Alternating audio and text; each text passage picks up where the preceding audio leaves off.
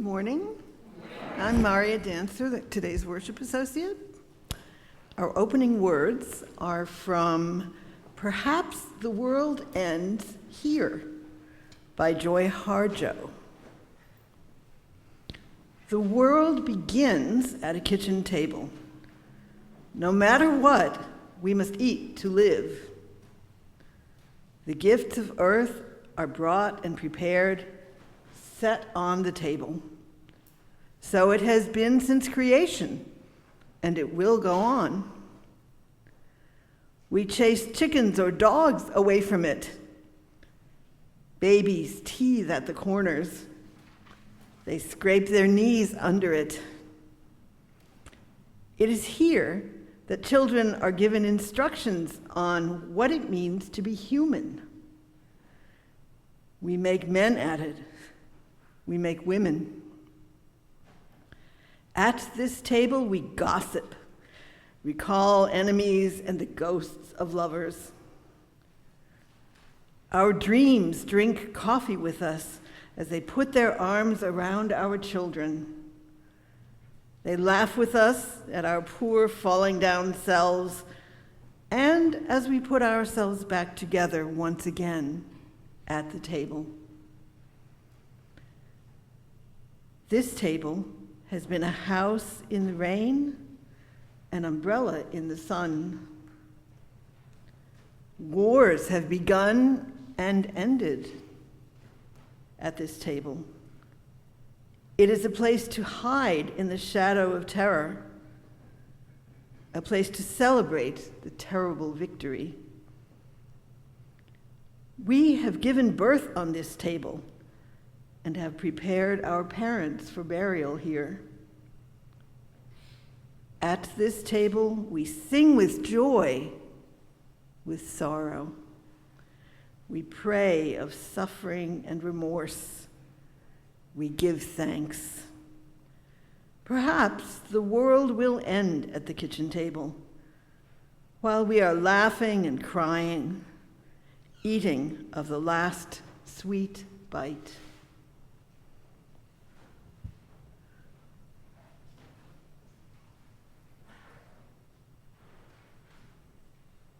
We light this chalice as a signal that we bring our common values to this table.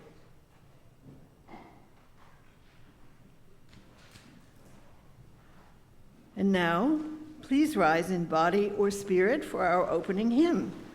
Number 407 in your gray hymnal or cloth-bound hymnal.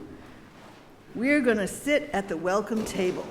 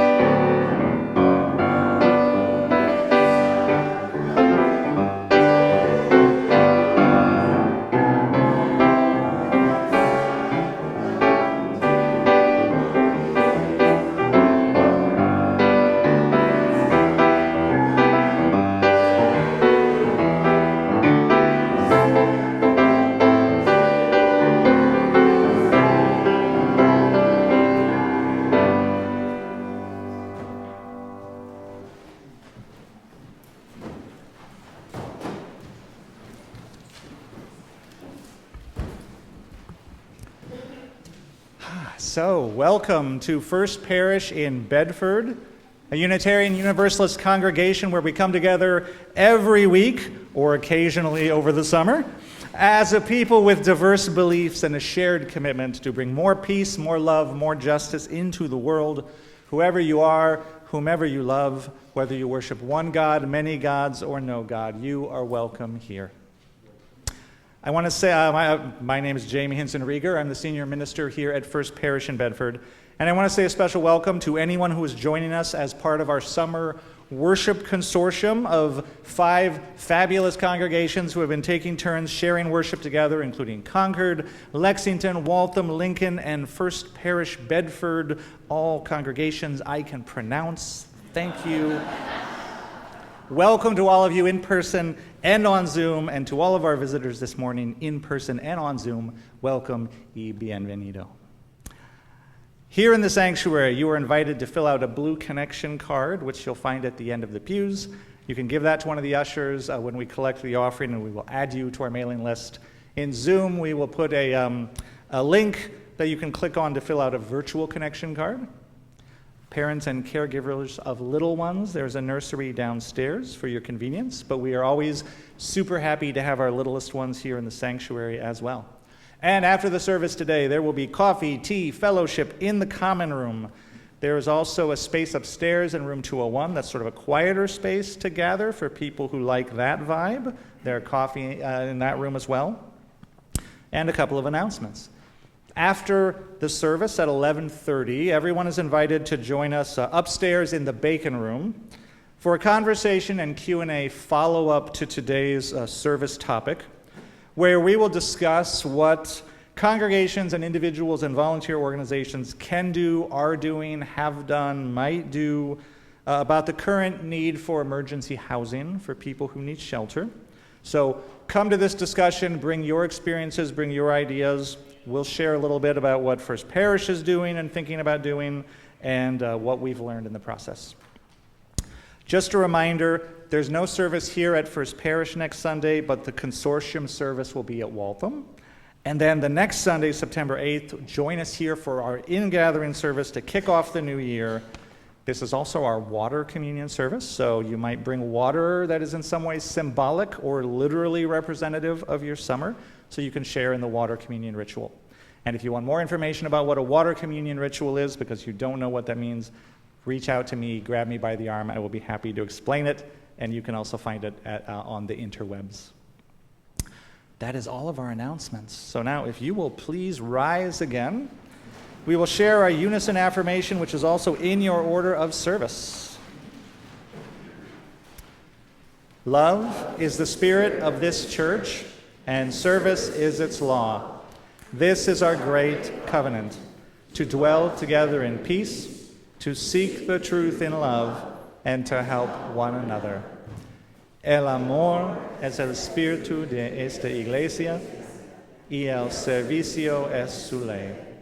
Este es nuestro gran pacto, vivir juntos en paz, buscar la verdad en espíritu de amor, y ayudarnos los unos a los otros. Please be seated.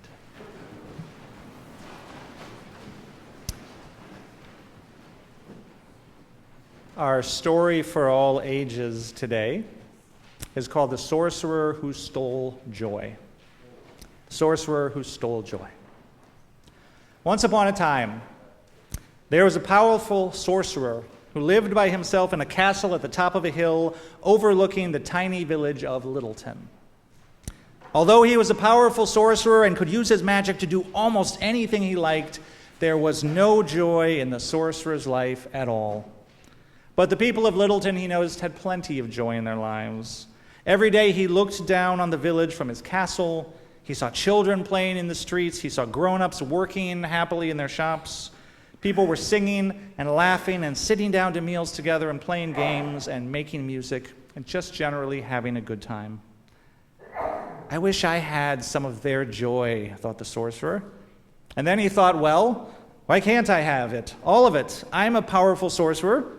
And with that, he did a not very nice thing. He cast a powerful spell to steal all of the joyful things from the village of Littleton.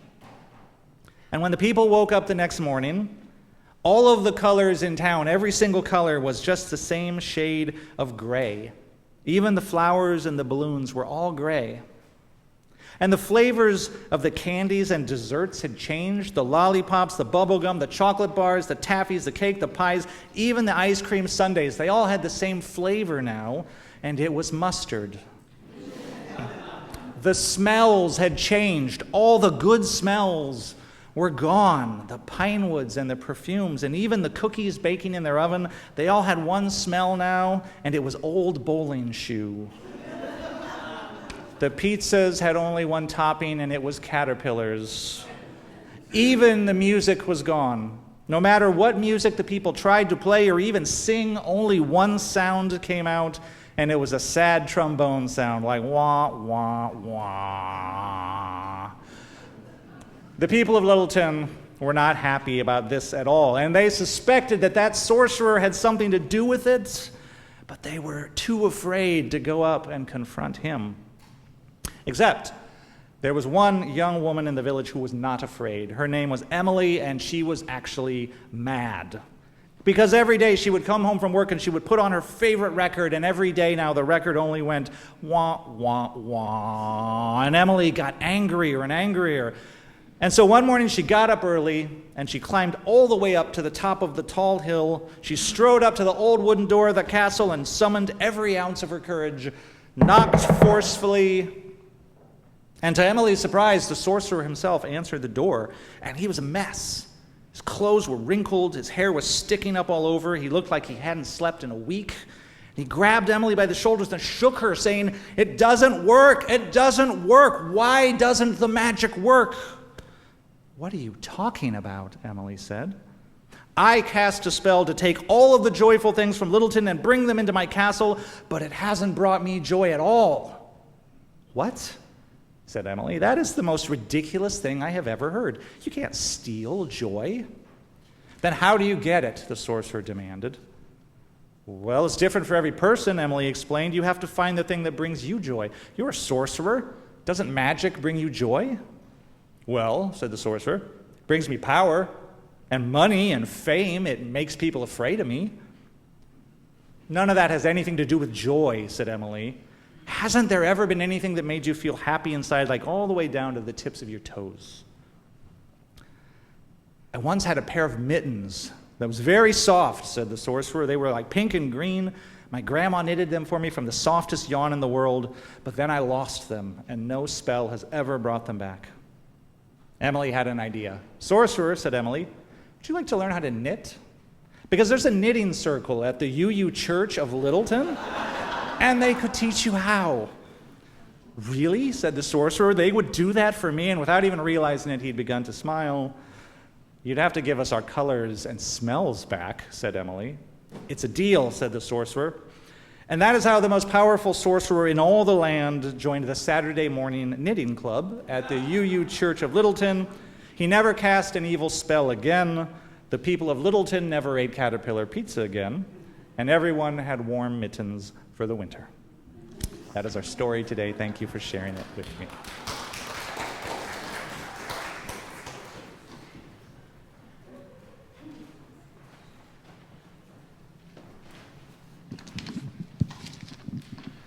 Good morning. My name is Liz Connors. I'm a member of the lay pastoral care team here at First Parish.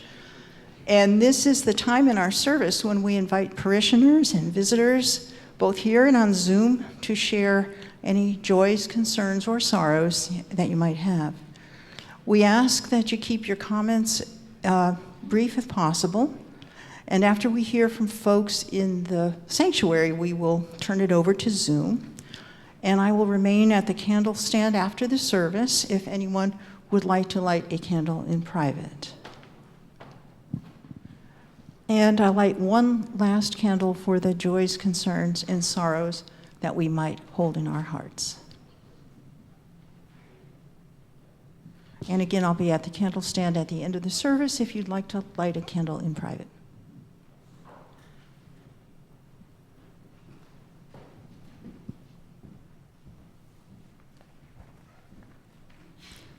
If you would join me now in an attitude of prayer or reflection. Let's just pause a moment and take a breath together. And take another, just breathing in, breathing out. And as we breathe, I invite you to be aware of the weight of your body and of the earth below you, supporting you. And be aware of the gentle inflow of air, feeding your body's need of oxygen. And of the air surrounding you and flowing around us and between all of us. And with another breath, let us take a moment to offer a gratitude to all of the natural systems that sustain us and support us and connect us. For earth and air and water, let us say a word of thanks for our own good bodies that are themselves made of earth and star stuff. Let us give thanks for the interdependent web of existence that is the ground of our being, from the earth below our feet to the heavens above, the web in which we find our being and our becoming. Let us give thanks for the immensity of miracle that is contained in the simple fact that we are, and this, all of it, this is. And in our gratitude, let us pledge our continued wonder and curiosity and respect for the magic of all of these things arising together. And then let us pledge our compassion and our care for all the ways in which coming to be and falling away are intermingled together in that web of being. For the wonder of being and the robustness of being and the fragility of being, including our own, including all beings, let us pledge our respect, our compassion, and our care, and let us be grateful. Breathing in and breathing out. And this is a poem by Nita Penfold called First Day of School. No matter what they tell you, let it be about joy. Let it be about the sacred self surviving, thriving, shining its way to the wisdom within. Let it be about blooming, the unfolding of the universe through you, because the story of you begins 15 billion years ago with that first flash of being. At 4, you reached out your hand into the dark night and pulled back in wonder a firefly blinking from your finger. Keep that magic, that both you and the firefly are one, everything connected, everything possible, made of stardust and moonshine as we all are. Let it always be about your shining. Our meditation hymn today is number 123 in your gray hymnal, Spirit of Life. You may remain seated.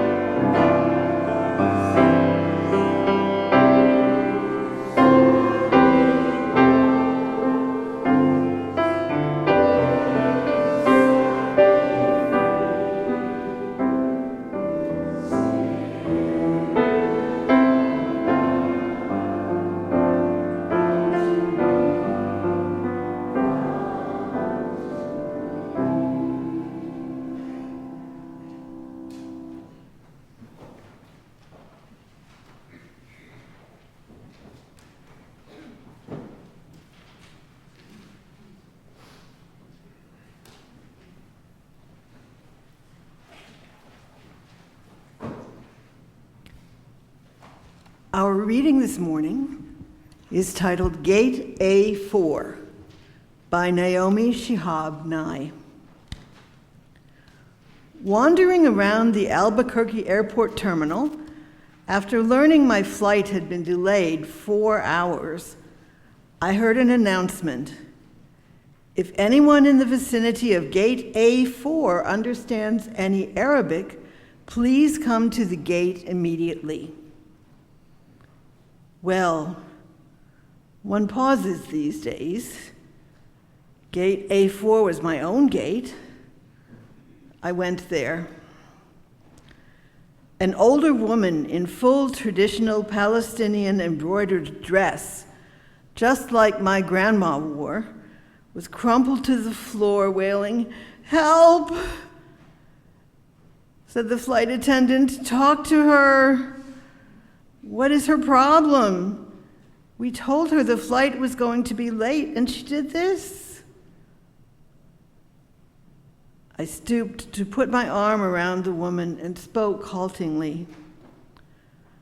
"Shu dawa, shu biduk, habibu, stani shway, min fadlik, shu bit," who said.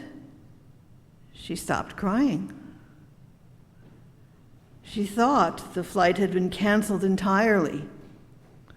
She needed to be in El Paso for major medical treatment the next day. I said, "No, we're fine. You'll get there just later. Who is picking you up? Let's call him." We called her son. I spoke with him in English. I told him I would stay with his mother till we got on the plane and ride next to her. She talked to him. Then we called her other sons, just for the fun of it. Then we called my dad, and he and she spoke for a while in Arabic and found out, of course, that they had 10 shared friends. Then I thought, just for the heck of it, why not call some Palestinian poets I know and let them chat with her? This all took up 2 hours. She was laughing a lot by then, telling of her life, patting my knee, answering questions. She had pulled a sack of homemade mamul cookies, little powdered sugar crumbly mounds stuffed with dates and nuts, from her bag, and was offering them to all the women at the gate. To my amazement, not a single woman declined one. It was like a sacrament. The traveler from Argentina, the mom from California, the lovely woman from Laredo, we were all covered with the same powdered sugar and smiling. There is no better cookie. And then the airline broke out free apple juice from huge coolers, and 2 little girls from our flight ran around serving it, and they were covered with powdered sugar too. And I noticed my new best friend, by now we were holding hands, had a potted plant poking out of her bag, some medicinal thing with green furry leaves. Such an old country tradition. Always carry a plant. Always stay rooted to somewhere.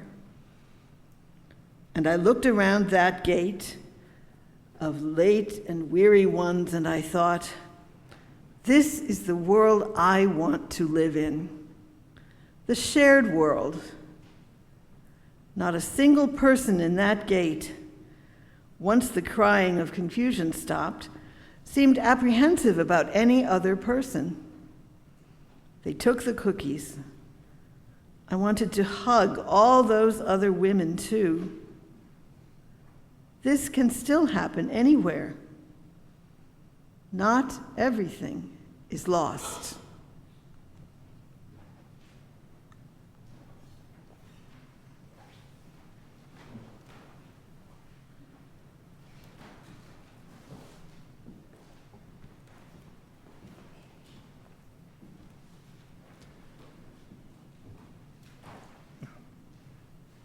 One of the ways we create the shared world together is by cultivating a spirit of generosity in our hearts and by sharing with one another in all of the ways that we are able, which means sharing our time and our attention and our love and our compassion, and it also means sharing of our resources. The Free Church is supported by the contributions of its members and well-wishers freely given. Every Sunday, we take an offering here at First Parish. I invite you to give generously as you are able.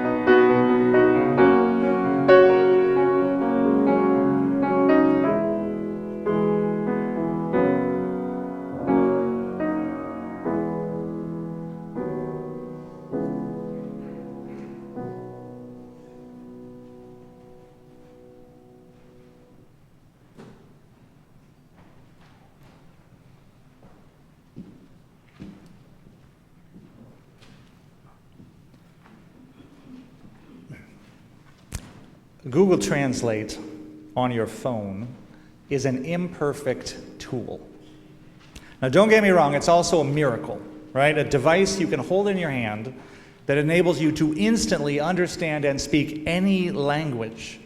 When I was a child, this was literally the stuff of science fiction, right? This is some Star Trek level technology. Sort of. In practice, Google Translate on your phone is a tool that will turn ordinary speech in any language into a fun little riddle for you to solve. The way it works is you enter what is presumably a meaningful sentence from another language into the translator, and the Google Translator returns something kind of like a little piece of modern poetry, sort of a tantalizing word cloud of images and semi-recognizable phrases that it is for you to decipher. What can this mean? What are my context clues? So now maybe you ask your conversation partner a clarifying question through Google Translate, generating a little riddle for them to solve. And then so it goes. back and forth. Somehow, sort of meaning does come across in the back and forth, albeit with its good friends confusion and misunderstanding tagging along. But when you're trying to have a conversation with someone who doesn't speak your language, Google Translate is way better than nothing at all. Also better than nothing is the high school French that you think you've mostly forgotten. Also better than nothing is the Spanish you kinda sorta learned with 300 days of Duolingo. I've learned that a little Spanish is way better than no Spanish at all. Other ways to communicate across a language barrier. Pointing, always a classic. Este. Pantomime, right? Necesita, quiere. Draw a picture. We've all played Pictionary, right? Next level strategies. Bring a friend who speaks the language better than you do. Use an interpreter, which many agencies provide for free. Call your cousin who you think you remember spoke German. Sometimes interpretation is a team sport involving multiple languages. Our congregation lately has been making some new Haitian friends, and our Haitian neighbors often speak multiple languages, many languages, including Haitian Creole, Spanish, French, and English to begin with. So I've been in situations where one person, say me, is speaking bad Spanish, and someone else jumps in with their half-remembered French, and then the person confirms with partial English, and in the end, communication of some kind happens, usually with a lot of smiling and laughing along the way, because everyone is doing their best. Right now, there are a lot of people doing their best in these kinds of situations. Because right now in the state of Massachusetts, there are a lot of people and a lot of families who are at risk of immediate homelessness at the end of every day. And there are many, many volunteer individuals and volunteer organizations and state workers at all levels who are working together every single day to make sure that that doesn't happen. Because the state of Massachusetts has for many decades been committed to the radical proposition that it is not good for children to sleep in alleys, or really for anyone to sleep in alleys. And yet, as it happens, many people and many families are at great risk of being immediately homeless at the end of every day, in part as a result of changes to that state's decades-long commitment. And it turns out that many of those people at risk of immediate homelessness are migrant families from mostly Haiti and El Salvador, who often speak multiple languages but who do not always speak fluent English. So there are a lot of people doing their best to communicate with each other so that working together, all of us working together, we can keep families safe and sheltered. Now, how did we get to here? Well, I'm relatively new to the Commonwealth of Massachusetts, and I don't know all the ins and outs of state politics. But here are just some of the facts as best I understand them about the situation that we're currently in regarding emergency housing and this problem of imminent homelessness.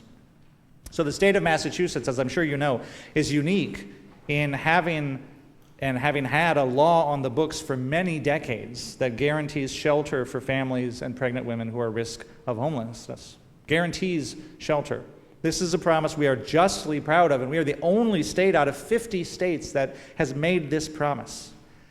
And the Emergency Assistance Shelter Program places families in private living spaces, whether that's in a hotel room, in a shared apartment, in a dormitory-style setting, other similar arrangements. It looks like a lot of different things, but every person is promised emergency assistance. And in the last few years, this promise of shelter has been tested by a sharply rising level of need. All right, according to NBC News, the number of families in the emergency shelter system has grown from 4,000 families to over 7,500 families since March of 2023. Since March. And this is driven by a lot of different issues, including Massachusetts' ongoing lack of affordable housing, but also by the arrival of migrants from troubled regions of the world, particularly Haiti and Venezuela, who are fleeing violence and fleeing political instability, and they are looking for a safe place for their families. So about 3,500 of those families in that emergency shelter system currently are migrants. So the increased need for shelter has, to put it mildly, strained the existing emergency shelter program. And in response, the governor has made multiple changes to the program. And the last round of changes, which went into effect at the beginning of August, created the following facts on the ground. So the emergency assistance program is now capped for the first time ever at 7,500 families who are limited to 9 months of shelter. By capping the number of families, the shelter program was essentially declared full. So if you need emergency shelter now, you go on a wait list until a spot opens up. This can be a very long wait.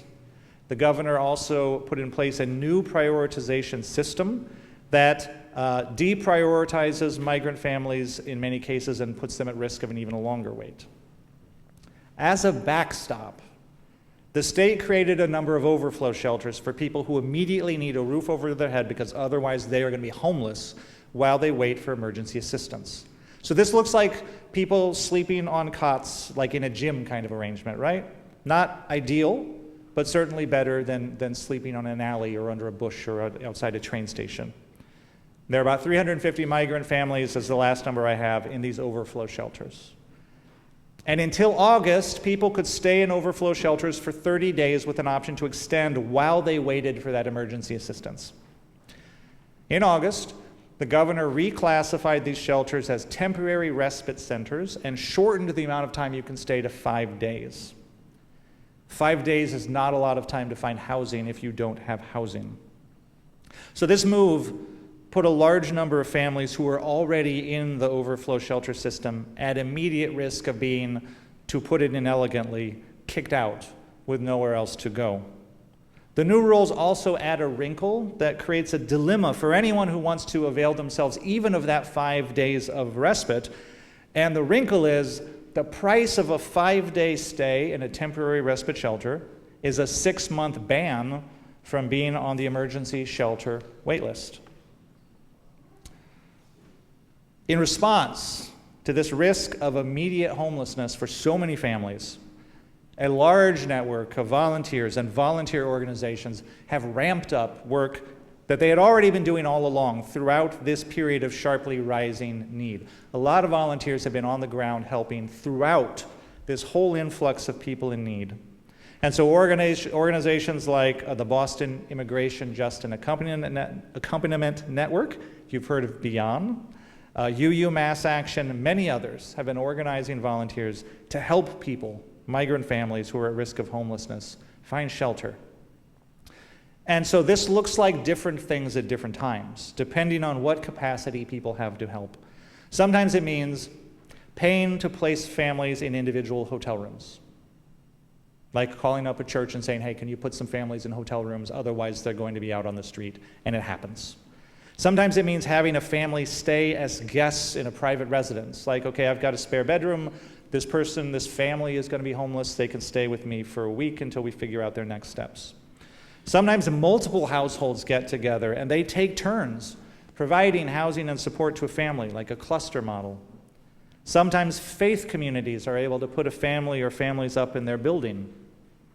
And then many people who are not directly sheltering people, because they don't have that capacity, are offering their support in so many other ways, by bringing food, by meeting new arrivals as they arrive and connecting them to resources, by driving people wherever they need to go, by translating and communicating and coordinating, providing financial support, and also advocating with the state and trying to communicate to the governor and others what the situation looks like on the ground and what the reality of this is.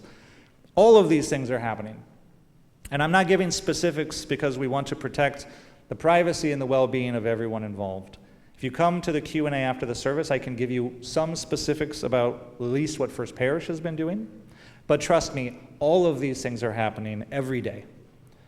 And the results of this volunteer effort have been really significant, right? In the first 12-ish days after the governor's order went down, volunteers working together prevented over 500 person days of homelessness over that span. So that's about 45 to 50 homeless people every day who would have been homeless except for volunteers making it not so. On just one weekend night, volunteers working together, everyone doing the thing they could do, sheltered 109 people who otherwise would have been on the streets. Again, sleeping in alleys, under bushes, whatever they can find. Many of these people are children, right? Children. And in response to urgent advocacy by many with the governor's office communicating that reality, the temporary respite centers have been allowed to extend people's stays in some cases, but still the need is very high and the situation is very tough. And this significant effort is sometimes messy. It's distributed, it's decentralized, it is frequently improvised, it is everyone doing their best. And I think it is safe to say at this point that no one has a plan, and there may not be a plan for a while, and we can't wait around for someone else to have a plan, or else people will likely end up on the streets at the end of every day. What we have instead of a plan is a commitment to create the shared world together. To borrow Naomi Shihab Nye's language from her poem Gede 4, which we read today. This is a commitment affirmed by all of the world's faith traditions. It is certainly affirmed by our shared Unitarian Universalist values. It is a remarkable thing to create the shared world, the world where we are not afraid of each other. And it is created by totally ordinary, normal, simple, natural acts. These are the tools by which volunteers are meeting the challenge of this moment and creating the shared world. To welcome someone to your home, to give someone a lift, to cook a meal, to mind the baby, to take a phone call, to make a phone call. Gen Zers, I promise, mostly people text. These are the tools, along with Google Translate, with which we are building the shared world, inviting people in, bringing a meal, giving a ride, having a conversation. So I invite you to think about what is the tool that you might have available to you, and everyone has different capacity, and everyone has different tools. But what is the tool that you might have available to you in this moment that could help keep a young family off the streets, that might provide shelter or support or comfort to a weary traveler, that might reaffirm a vision of generosity and kindness to someone who is escaping a situation that most of us honestly and thankfully can't imagine? What is the tool that you might have available to you that you can use to help build the shared world with some neighbors that you haven't yet met, who you will find when you meet them are resourceful and joyful and vulnerable and strong and tired and hopeful and sometimes in need, just like all of us? How are we all called to build the shared world together in this moment? And I offer the vision of the shared world as an alternative to the narrative of crisis and conflict with which this issue is so often framed, right? There's a narrative that has emerged around the simple need of people who need a place to be, who do not currently have a place to be. And that narrative is the old familiar one of us versus them, of the deserving and the undeserving, of some families being more important than other families, of outsiders coming in, of resources running out.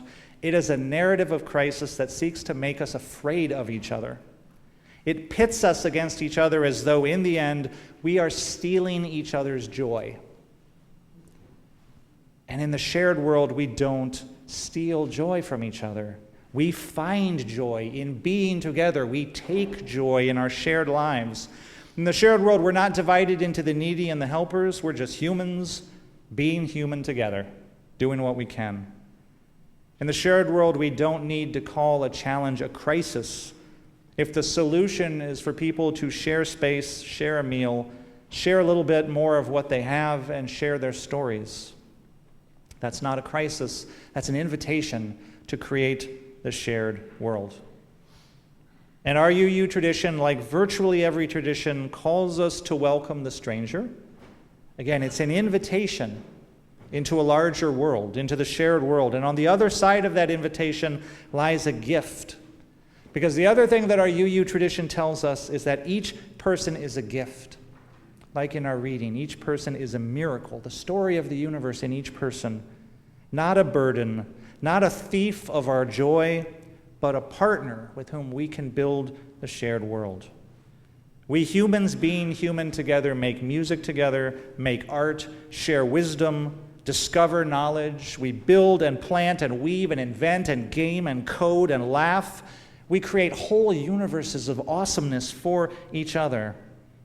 And then sometimes along the way, when the need is there, we also give a ride, share a meal, invite a family into our home, mind the baby, write our legislator, and make a phone call.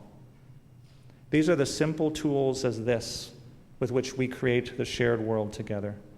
These are the tools that we have at hand that we are called to use to create the shared world together. And it is a richer world than any that we can create on our own. Perhaps what is waiting for us there is a greater joy than any we have yet known. And I invite us in this moment to have the courage and the generosity and the willingness to risk and the simple joy to wonder, what can I do, what can we do to build the shared world together? Blessed be, and amen. And our closing hymn today is number 121, We'll Build a Land. And please note, we're going to sing verses 1, 2, and 4. And please rise in body or spirit.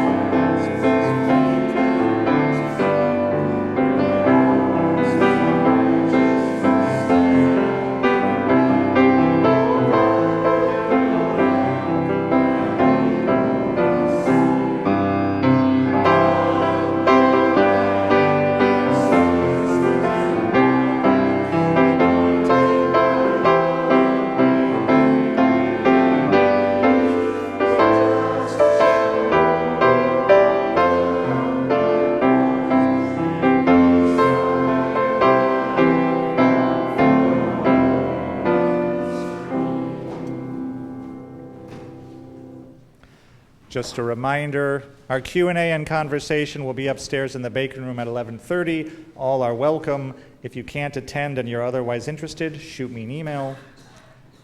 And our closing words are again by Naomi Shihab Nye from her poem, The Red Brocade. The Arabs used to say, when a stranger appears at your door, feed him for 3 days before asking who he is, where he's come from, where he's headed. That way, he'll have strength enough to answer, or by then you'll be just such good friends you don't care. Go in the spirit of friendship, grateful for this world we share, grateful for the sharing. Go in peace.